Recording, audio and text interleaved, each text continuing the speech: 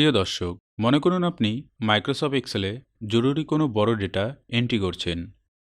হঠাৎ পাওয়ার কাট হয়ে গেল, ডেটাটি সেভ করার সময় পেলেন না, ফলে আপনাকে পুনরায় আবার শুরু থেকে ডেটাটিকে এন্ট্রি করতে হবে।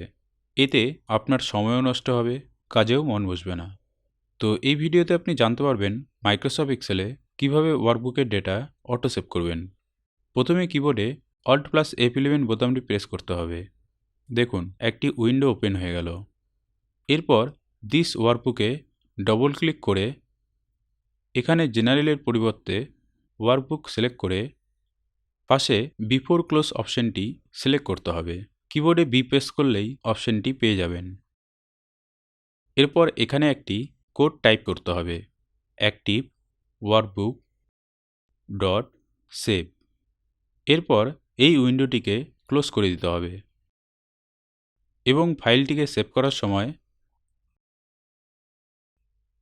সেভ অ্যাজ টাইপে Excel macro enable workbook select করে সেভ করতে হবে। এখন ডেটাটিকে এন্ট্রি করার সময় পাওয়ার কাট বা অন্য যে কোনো কারণে ফাইলটি ক্লোজ হয়ে গেলেও লাস্ট এন্ট্রি পর্যন্ত ডেটাটি অটোমেটিক সেভ হয়ে থাকবে।